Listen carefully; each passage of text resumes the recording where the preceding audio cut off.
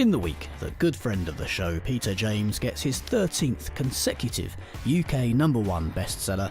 We speak to the man who's provided the information and inspiration for those blockbusting Roy Grace books. This is episode 19. This is Partners in Crime with Adam Croft and Robert Dawes. Well, Bob, yet again, I've not got a whole lot I can say about what I've been reading this week and watching because I've not had the time. I've had my own book out on Wednesday this week, which I'm not going to talk too much about. But that's... Please do talk about it a bit. Well, seeing as you've twisted my arm, Bob, I will. And as it happens, look, there's a copy of the paperback here on the desk next to me. Goodness gracious me! What a coincidence! I know. Here it is, Dead and Buried, the 8th Night in Culverhouse crime It's thriller. a good title, but it's hardly that. No, not Dead and Buried yet, although my career may be once people have read this. Not at all. But, as you well know. It's been doing very, very well. It's in the top 10 in a few of the digital charts. So I'm very pleased. It's been my strongest pre-order. It's a great series. I love reading them, and I'm looking forward to reading that one as you know, catching up with them because I haven't. When was the last one out? It was last. Good question. Back end of last year, October time. I took it on holiday with me, and it was absolutely gripping. And this one looks extraordinarily good. Read the back so people know what it's about. Read the back. Okay, it says 2 dead bodies are found buried beneath undergrowth just outside Milden Heath. The race is on to uncover their identities and catch their killers. When 2 young men tell police they've escaped with their lives from a local brothel where they were kept as male prostitutes, DCI Jack Culverhouse and DS Wendy Knight are left facing a case like no other before. But as their investigation into the people traffickers and kidnappers gets deeper, they realise the ringleaders will stop at nothing to evade justice. 2 dead bodies, a corrupt trafficking ring, a betrayal that'll shake Milden Heath to the core. Means absolutely nothing to anyone who's not read the series. But hopefully people will start with book 1 and move forward. But that's out this week. It's already out. Came out 2 days ago on Wednesday and available on Kobo. Of course. Well, my recommendation this week is Peter James's new book, Dead If You Don't. Now I'm recommending it. I'm halfway through. I have to be honest, listeners. I'm halfway through this and I'm absolutely gripped. And the way it's going, I think it may well be, and this is a very tough contest, I can tell you, one of my favourites of Peter's. Wow. It's a great premise. The kidnapping of a child at a football match, gangland, Brighton. It's Peter talked about it in a previous. May I refer listeners to our previous interview with Peter James, who will go into far more detail. But the book is out and it's absolutely terrific for lovers of Roy Grace. It's ripping up the tarmac, and so I'm looking forward to finishing that over the next couple of days. But it's available in bookshops and Kobo and every possible outlet you can I just realised I didn't actually pre-order it. I've read all of Peter's books to date, usually on the week they've come out, and I've not actually pre-ordered Peter's book, so I'm doing it as we speak right now. As you can see on the app on my phone, I'm grabbing my copy. It's a visual thing.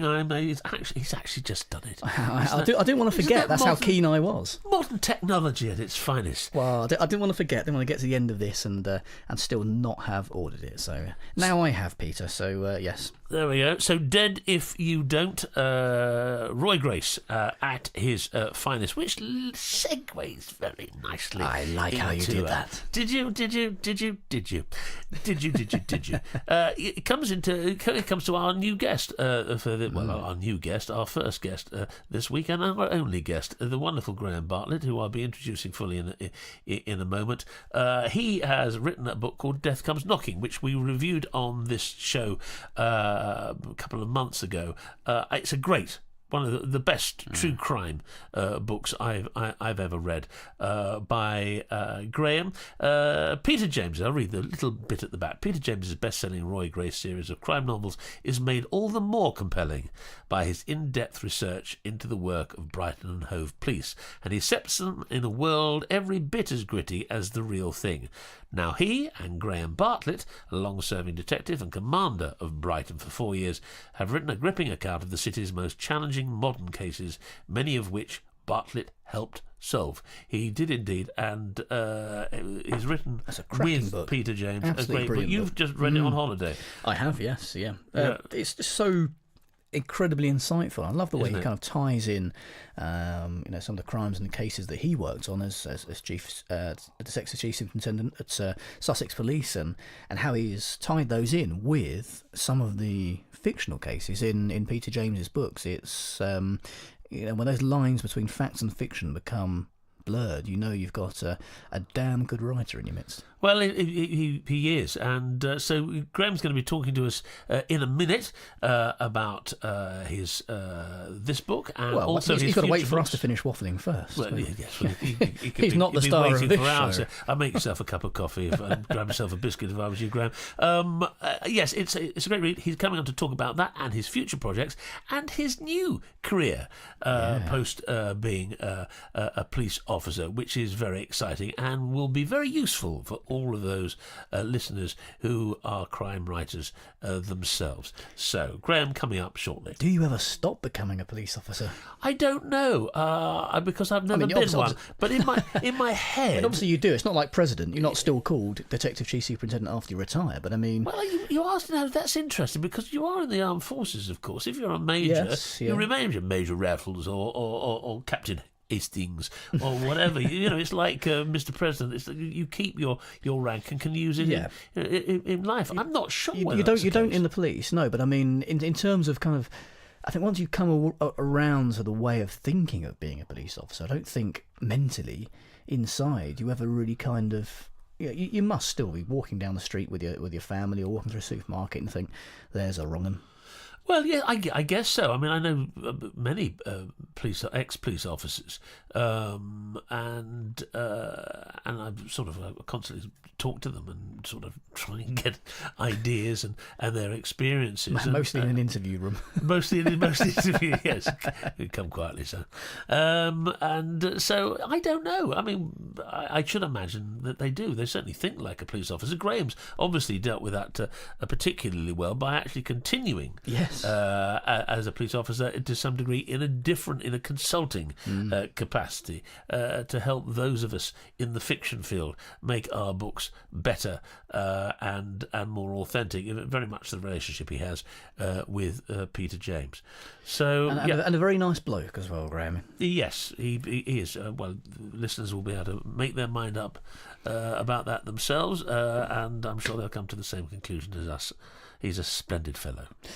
What have you been watching and reading this week then? Have there been anything? Well, I've been. Do you know what? I haven't been watching. I've been watching The Bridge, continuing the Bridge, but I did watch a particular program which was full of blood and gore and suspense and intrigue and it was called King Lear. By William Shakespeare. Never heard of him. Not really crime fiction, but certainly crimes being committed on a massive scale. It was Sir Anthony Hopkins' performance of King Lear, which was on television on Monday night, and it was, I thought, absolutely splendid. The play had been cut down to 2 hours by Richard Eyre, the director, and Anthony Hopkins is, well, I mean, I just think there's no one like him. I think he's just the most extraordinary actor, and I've loved him since the very first performance I saw in War and Peace in sometime in the middle of the last century. But that was great. I mean, not crime fiction, but Well, I mean, not far off. But not far off. I mean, and my goodness me, that Shakespeare, he could tell a story. He's not bad, is he? Not to bad. put it mildly, but it's He a hasn't great. done anything for a while, though, has he? No, he's been quiet. Mind you, see, I mean, we were in Stratford. I took my two daughters to Stratford upon Avon on Monday, and we went to Shakespeare's grave. And That's why he's been quiet. that's why he's been very right. quiet. I haven't seen the news. And it's a it's a beautiful church he's buried in, and my daughters will find it quite moving. Apart from the the Shakespeare family's graves are literally on the altar. Apparently they donated a large piece of land to the town before they went, and they guaranteed the pole position of graves. Anyway, they're just there, and it's a very moving experience. Apart from my daughter, who did notice that they had a sort of a grid along the front of it. And she said, "Oh, are there holes, Daddy?" I said, "Yes, well, that's right." She said, "Is that to help them breathe?" I think she missed the point entirely. But anyway, so my recommendation this week is for King Lear. I think it's to go to Shakespeare's grave. And go to Shakespeare. We're going to Stratford. It's extraordinary. I haven't been for years, and it's a beautiful spot. I mean, very commercialised, of course, but within the heart of it, there's history. It's a beautiful place. The river is extraordinary, and at the heart of it is this memorial theatre and the Royal Shakespeare Company, who do the most extraordinary work. I have done for since the early 60s and continue to do so. So it's a very exciting place, and I think there's a production of King Lear on there with Anthony Sher. But go and see that by all means. But if you can't make it to the theatre, then catch up on the Sir Anthony Hopkins version of Shakespeare's masterpiece, King Lear. Add it to my list. I've got a lot of programmes adding up on my Sky Q thingy at the moment, mainly because the only thing I've been watching for the last sort of week or so, it's Chelsea this week, the Chelsea Flower Show. So the BBC coverage has been on 3 times a day, and I've been recording and watching those. I thought it was that show set in Chelsea. We're following all the... Oh, no. No, nor have I been watching Chelsea matches. Is that the only way? Is Essex or Made in Chelsea? Well, yeah, the clue's in the name, really. But you were looking at the flowers. Oh yes, absolutely, yes. It's Chelsea Flower Show. We're having this conversation about flowers again, aren't we? We are. It always makes me feel guilty for not having the sensitivity and well, I don't know. I liked you making your botanical gin in Midsummer Murders last week. Yes, I know, but I wasn't convinced. Nor was I. Well, I've just looked out the garden, in your garden, and that's an ongoing project. Always, yeah. It's every time we turn up to the studio here at Croft Towers and look out the garden. There's a new part of the garden that's been beautifully sort of. Your father is an excellent gardener, isn't he? He is this where you got the green fingers? I think so. Yeah, both my grandfathers were gardeners of some form, head gardeners at various places, and did bits and bobs. And my dad now works as a professional gardener in his kind of semi-retirement phase. And it's just what I spend pretty much all of my time doing if I'm not writing or doing this podcast. Yes, and as a crime writer, it doesn't bother you when you actually are digging up your old patio. No, I don't dig too deeply. I stay above 6 feet. Yes. Just in case. Right, shall we move on to our guest? Yes, I think that's a very good idea. Our guest today is Graham Bartlett. Now, that is a name that will be familiar to many of our listeners. We reviewed his book, Death Comes Knocking, recently, which is Policing Roy Grace's Brighton, a book that he wrote with Peter James, and he's with us today. Now, Graham was a Sussex police officer for 30 years. In 1989, he posted to Brighton and Hove, became a detective the following year, and quite uniquely, he served the city through every single rank, rising to become a homicide senior investigating officer and detective superintendent for public protection, as well as strategic firearms and public order commander. He then achieved his life's ambition as chief superintendent to become the city's police commander, a job he held and loved for 4 years. He pioneered Operation Reduction, the enduring approach to slashing drug deaths and reducing crime, as well as cutting disorder at protests by adopting methods developed by one of the world's foremost crowd psychologists. He lives in Sussex, and I'm glad to say he's a dear friend of mine. And welcome to the show, Graham Bartlett. Thank you very much, but that sounds exhausting, hearing all that back again. I'm sure it does. But I mean, and that's just the tip of the iceberg, really, because we're going to be talking about so many other things that you did during those years, and of course the workload that you've set yourself now, which is incredibly high. Now, first question is, how did you get into your professional relationship with Mr. Peter James? Where did you meet? Well, Peter, as many listeners will know, has been writing the Roy Grace series, which is set in Brighton for a number of years, long before I met him. And he's absolutely fastidious in his research. So he had a relationship with Sussex Police that allowed him to come in and see certain things and to talk to police officers and to really get a feel of what policing was all about and how it was done. And when I became the superintendent at Brighton, I was introduced to him, and we worked together to try and get him appropriate access where we could, and we became very good friends, and the rest is history. Well, he's well known for his meticulous research in all his books, and that is something that, of course, you brought to your own. I mean, it's non-fiction, Death Comes Knocking, and quite clearly set in Roy Grace's patch of Brighton, which, of course, was yours for 30 years. So the research that you did on your own book, going back over the years, how did you begin to tackle such a job of looking back through all these cases, which you document so vividly and wonderfully? How did you set about that? Well, I mean, the book came about, first of all, by Peter suggesting, as I was about to retire, that he'd seen a couple of blogs of mine, and he said my writing style was workable, I think was the expression he used, which I took as positive. But he would help me develop that if I was prepared and happy to write a non-fiction jointly with him about the fact behind the fiction. So, of course, I jumped at the offer. Why wouldn't anyone jump at working with the great Peter James to become a writer? So my initial thoughts were, how am I going to find 100,000 words to fill this book?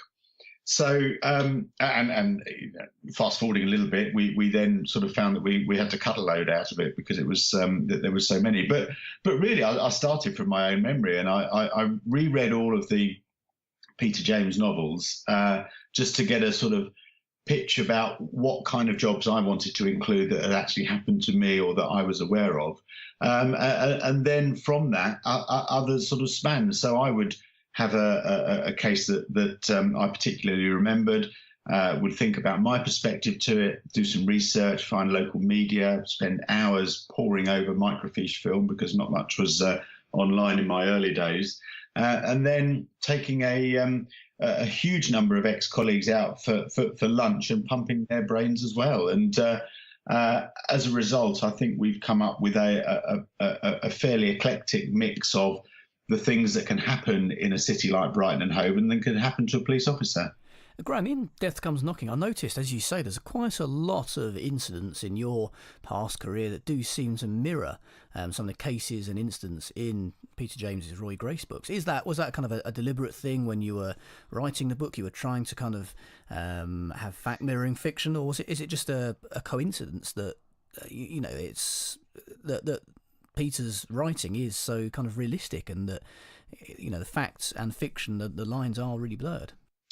Well, the lines are blurred. I mean, the stance we took when we were deciding what material was in was that there should be some link into the novel. So a lot of the cases were chosen because of their similarity to some of the storylines that Peter's written about. But equally, Peter wants to make the adventures and the perils that Roy Grace goes through to be as real as possible, and often that is rooted in reality. And I remember reading one particular book in I think it was Looking Good Dead, one scene where he talks about body parts being found by a dog in a field at the back of Brighton, and that really struck home with me to a case that I dealt with, which I speak about in Death Comes Knocking, and just the whole.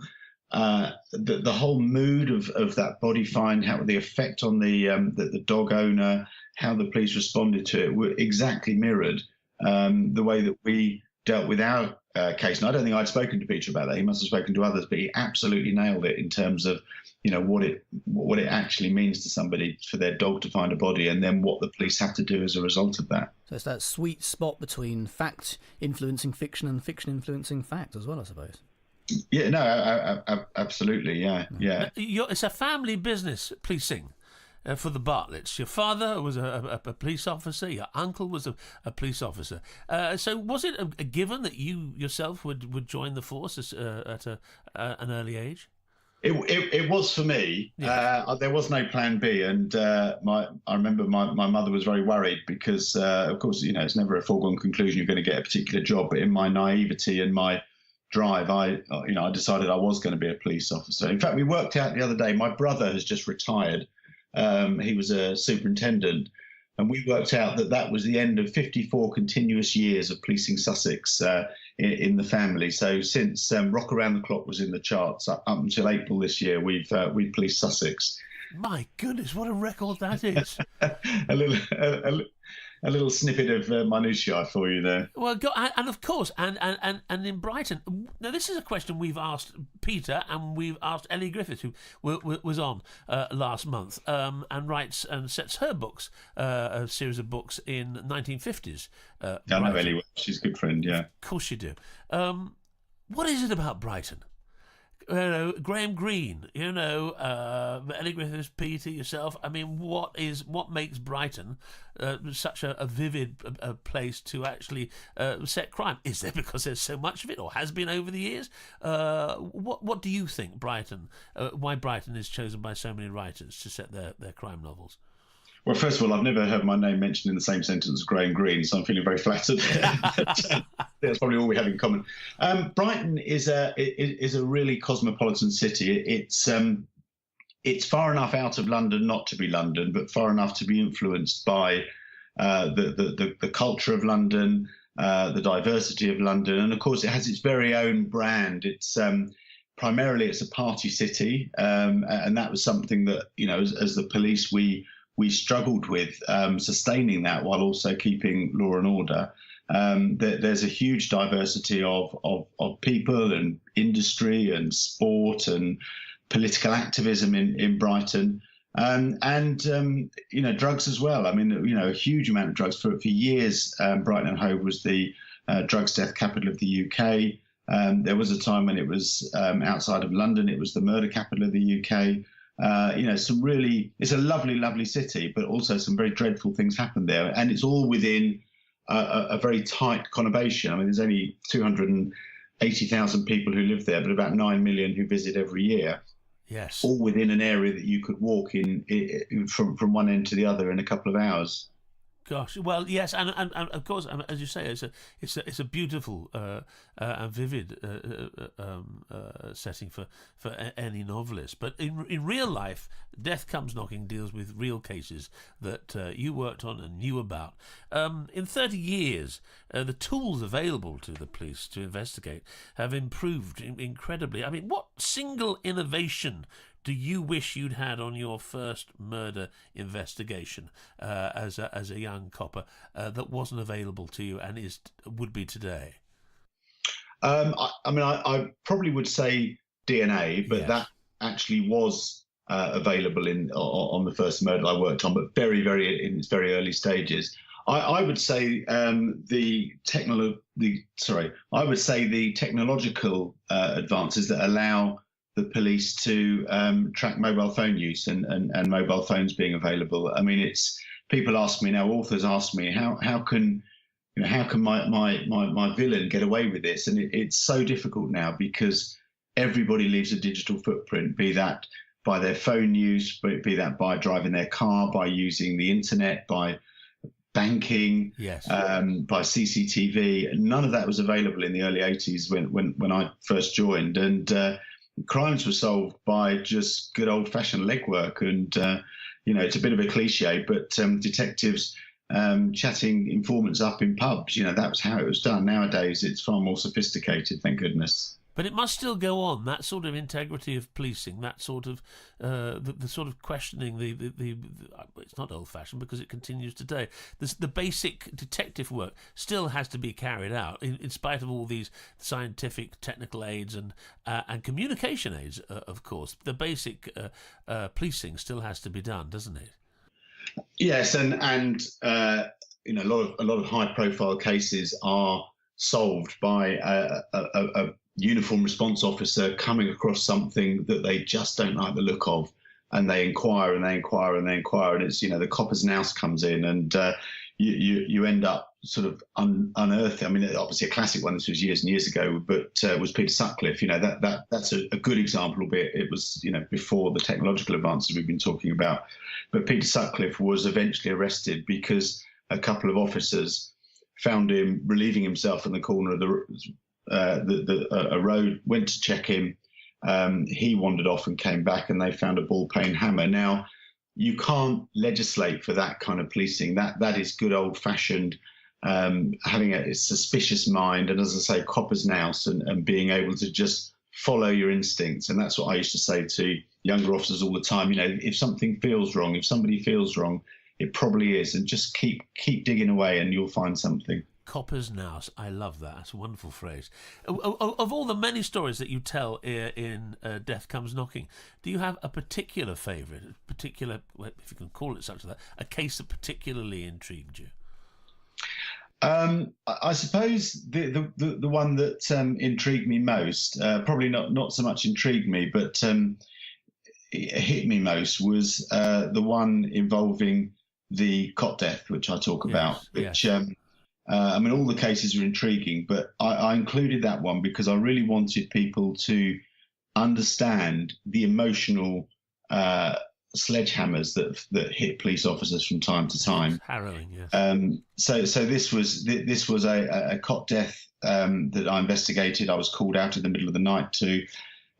It was a time when my wife and I were trying to have children. We without much success. We've ended up having triplets now, so that's a good a happy ending to that particular story. But the cot death itself was just the most dreadful thing that I could have been asked to go to at that particular time, and the impact of seeing the baby, having to speak to the parents in a way to try and identify whether or not there had been any foul play, and then go to the post-mortem, affected me so badly, and I still remember it to this day.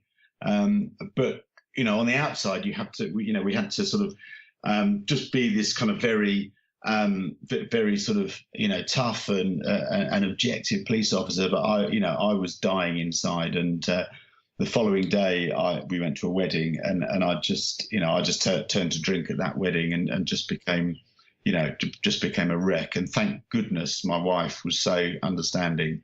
But these things happen. Every police officer has their demons that will come up and get them. But I just felt in Death Comes Knocking, it is really important to write something that shows that actually behind the uniform we're human beings, and we hurt like human beings. Yes. Well, it's the side of policing that people kind of forget, unless you know a police officer personally. You've got people who think of them as you go out there and you're solving the crimes and you're catching the bad guys, but there are these times where you are there for the member of the public. There's not necessarily been a crime that's been committed, but you're still there to pick up the pieces and to console and to help people through things. And I think people just kind of expect police officers to be kind of steely and to not to have to deal with with the emotions that are there. They perhaps forget that there is a human being behind that uniform. Yeah, you're absolutely right. And I remember in my latter years, one of the uniform sections at Brighton had been to an incident the night before where a dog had been had basically attacked two men on the beach right by the shoreline and was trying to drag these two men into the sea.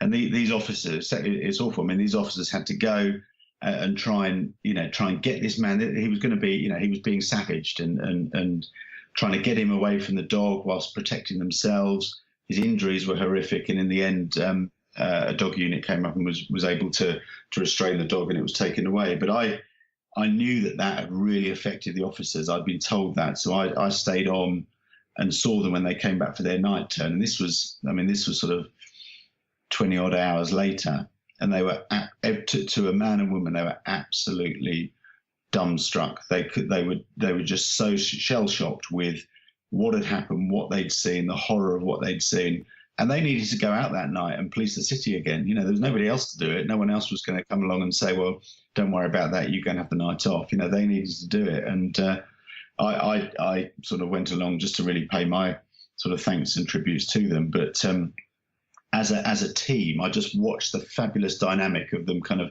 just getting over that shock and sort of girding themselves for whatever the next 8-10 hours would bring.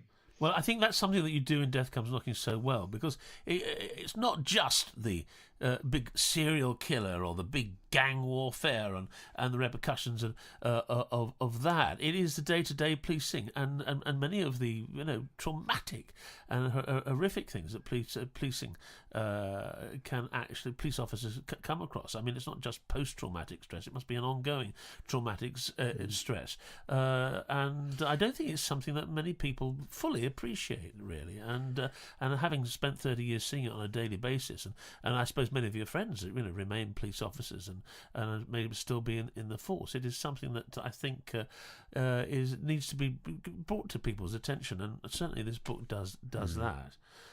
My mum said to me the other day, she said, because she's read the book, and she said, I never knew everything that you went through. And I said, well, it was just my job. That's what you do. It's, as a police officer, that's what you do. So for me, it wasn't out of the ordinary to have these highs and lows. I mean, there weren't many lows. I mean, don't get me wrong, but she, reading the book, she wondered how I survived in all that all those years. But it was they were the snippets, and I was no different from anybody else. Is that a good thing or a bad thing? That I suppose these things are perhaps not normalised, but made slightly more normal and are part of the job. Does that help in policing, or is that is that a sign of the? Yeah, I think it has to help. I think because as I said a minute ago, there's no one else that's going to come along and do your job for you. So if you go to a horrific murder scene, or in my case a cot death, or whatever it is, you just have to get on with it, because there's nobody else that's going to do it, and the public don't want you sitting there feeling sorry for yourself and getting all sort of upset about it. What's much better now is that post-incident support that's around. In my early days, that post-incident support was sort of normally found in a bottle or a bar, but now it's far more far more structured and supportive of people that are going through these traumas. I mean, a lot of my friends were involved in the aftermath of the Shoreham air crash, and they're still getting a lot of support from Sussex Police on that, because that was horrific. But on the day when you're actually dealing with whatever it is you're faced with, you've just got to get on with it, because nobody else is going to, and the public needs you to be professional and to be steely. Yes, yes, well, I mean, from me and on behalf of millions, I'm sure. Then I just have to say thank you for all of that. That's all well, again, really this is why books like this I think are incredibly important. Now, Graham, I met you, I think, just about a year after you retired in 2013, and I think one of the first things I said to you after you revealed that particular fact is, well, you must have a fantastic picture in your attic, because you still looking like a man in your 30s. I said everyone I joined the police when I was 8. But well, I've seen a picture of you, police constable. You do look very young. Don't indeed. look far off. No? So you've now got a whole different career. I mean, I know you do lots of different things. I mean, no idling around the golf course for you. And obviously your work with Peter has led to you now working as a consultant for not only for Peter, but for many other crime writers as well. And you've been chatting recently, and you've been a terrific help to me, I have to say. And again, many thanks for that. Tell us a little bit about how this consultancy, the interest in it, and how it's actually developed for you, and the enjoyment that you clearly have for it, and there is a need, obviously, a very strong need for people like yourselves to actually just say, now crime writers everywhere, this is what actually goes on. Yeah, I mean, it all started, I mean, obviously with Peter. I mean, Peter is always very generous in acknowledging my contribution to his books, and we worked very, very hard on getting the detail right. But then, word sort of started to get out, and people were saying, "Oh, well, are you able to help me on mine? I hear you're quite good at working with writers, because obviously there's one thing being able to say what policing is like, but unless you can put that into the context of somebody that's trying to write an exciting novel, particularly a crime novel, you need to know."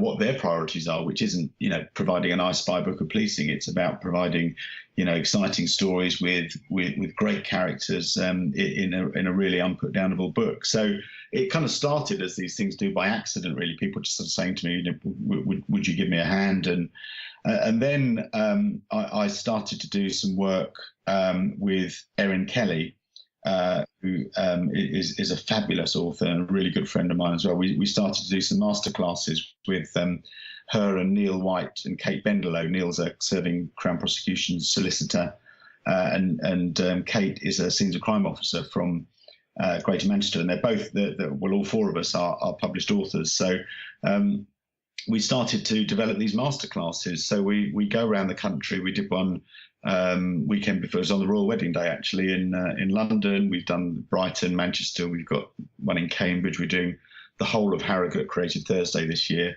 Are you? Oh, that's going to be. We're going to stage a murder there. We're going to create a murder scene. Steady, and steady. We're going to get. But we're not going to. Well, we put on the blurb that no humans are going to be hurt in the delivery masterclass. But we found that authors are really crying out for that expertise that we just take for granted. So, for example, people not understanding how covert policing works, not understanding what you can get fingerprints off, what you can't get fingerprints, how police officers address each other, and or myth busting, getting rid of cliches, all of that. So the masterclasses we've been doing for a while, and from that, and from my website and my Twitter and my Facebook, I've now got a group of about 35 authors that I work with on a varying basis to support them in their writing, and it's just a joy, because everybody just listens and takes it all in and really wants to get it right. I get to read some great manuscripts as a result. Well, I mean, I think it's absolutely vital. I mean, the one thing that I think I've mentioned to you in the past is, as a writer, very often, you want it to be absolutely as detailed and well-researched as you possibly can. But sometimes, very occasionally, there will be something that just slightly gets in the way of the way you're telling your story. And I know Peter's very strong on this, and he will never budge from actually doing it exactly as it is. But occasionally there are things that you just go, now, is there any way around this? And what I think, you helped me very much, and you said, well, actually, this would be a procedure that you'd have to stick to, but in that particular circumstances, it might be fast forward into that sort of thing, so you could just about get away with it. And I was eternally grateful, because I felt that it had been researched. You'd helped me. You'd said yes, but you gave me another option, which actually didn't affect the pace and other threads going through the storyline. And it wasn't letting me off the hook. You just said, well, you wouldn't normally do that, but you possibly could. So I found that incredibly grateful. I was incredibly grateful for that. So, and there is always that way around. 9 times out of 10, there's a way around. I mean, when I'm talking to an author, I will normally start with the question, "What do you want to happen? You tell me what you want, and we'll find a way of making that happen." And I remember one author I worked with, whose whole book was predicated on a flaw in the first few, and it was about whether a particular officer would be involved in an investigation. And I was reading it through. I said to him, I said, well, this, as it's written, this just wouldn't happen.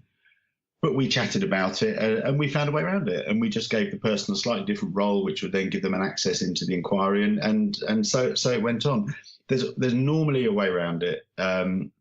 There are certain things that simply could not happen, just because the law wouldn't allow it. But most things you can find a way where, given circumstances, they could happen. But as I say to Peter and others, you have to wear your research lightly when you're writing. So know the depths, but treat it as when you're writing, treat it as the tip of the iceberg. So know what happens in a murder investigation, know the order that officers and investigators go to the scene, know what they do. But you might just want to cover that off with a line or two, but don't get it wrong. You don't have to get it right. You don't have to cover every nth degree, but don't get it. If you get it wrong, if you say something that's incorrect, that's worse than glossing over something that you don't want to go into the detail of. Now, are you tempted yourself to go into fiction writing? Well, yeah, I'm writing one at the moment. Right. You see, this is news to me. Oh, that's great. This is news to me. I didn't realise that. I'm writing one at the moment. Again, I'm not very good with titles. Death Comes Knocking wasn't the original title, so I'm quite laissez-faire about coming up with titles. But the book I'm writing at the moment is obviously police-based. Why wouldn't it be? Yeah. But it sort of takes a look at how privatisation becomes vigilantism, becomes corruption, becomes death. The body count's very high at the moment. I'm about halfway through, and I'm absolutely loving it. But I've had to park it a little bit because I'm on some edits on a non-fiction at the moment. Right, of course, and you have a non-fiction book as well.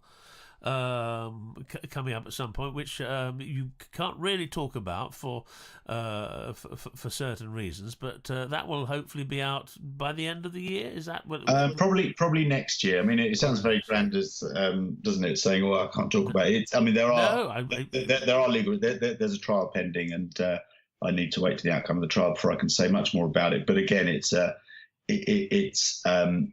true crime story, which looks at sort of how policing has changed over the years, we're hoping to get that completed and out sort of early part of next year. It's going to be a lot of work around the time of the trial, but hopefully we'll be able to achieve that. We're getting certainly. My agent and publishers are very excited about it, and again, I'm getting to have an awful lot of lunches with an awful lot of old colleagues. But they're not all old. But it's like being back at work. It can be. Not that there was much lunches taken, but mixing with police colleagues and talking police work and detective stories. It's just absolutely, and you have to remember that I have to remember that I'm there to talk about a book that I want to write, and not just sort of wax lyrical about the old days. And do you remember, Jimmy Smith and what he used to do?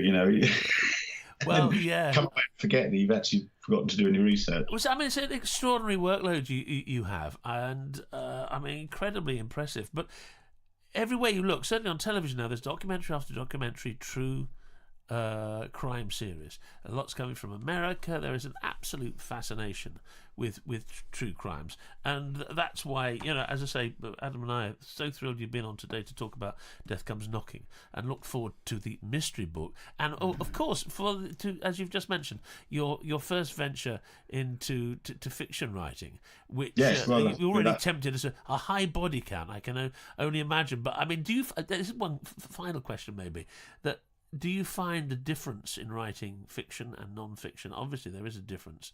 Do you get different pleasures from writing fiction to actually your work in the true crime field?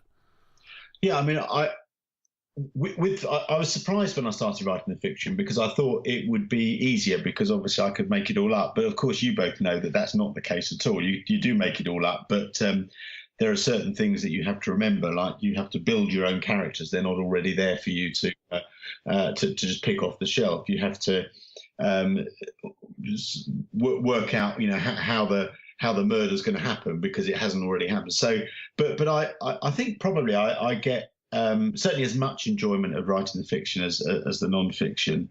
And certainly the learning that I'm getting from it. I mean, Peter's gone through it a couple of times for me and given me some great feedback on how I could improve characters, structure, etc. I mean, I started rewriting at the beginning of the year because I just thought, well, I needed to go again with it. But I can lose myself easier in the non-fiction. I can go to the office and think that I'm going to be there and write 1,000 words and come out sort of 2,000 words and 4 hours later and wonder where the day's gone. But it's wonderful you've got a reciprocal, this wonderful relationship with Peter, where he helps with the fiction and you work on the non-fiction together. And as you say, you're rather laissez-faire about your titles. But here's a tip: death comes knocking. Now, death would be a great word to keep in all your titles. I think that might have been done. well, maybe not. I know dead's been done, but I think you could keep death for your titles, maybe. I could do, yeah. I could do. I mean, Peter, 14 novels in, we all get involved in the brainstorm around, how can we get the word dead into this book? And Dead If You Don't, obviously, is the one that's just come out and is at number 1 now. Need You Dead last year was my title. I came up with that one, so that's good. I got the gold star for that. Well, he once joked. He said it would take me about 3 months to write the book and around about a year to figure out how to get dead in the title. But well, I mean, that's absolutely terrific. Thank you so much for joining us today, and you've been so interesting, informative, and we can only recommend, as we will either side of this interview, people to go out and buy your book and to look out to your next one. As you say, you're going to be in Thixton's with your special true crime panel, which I am going to come to. That's the Thixton's Crime Festival at Harrogate this year in July. So anyone in the UK or travelling to the UK during that time, look out for that. If you're coming to that, Bob, we might have found a victim then. We're looking for somebody to have as our murder victim. Maybe it's your... I've been...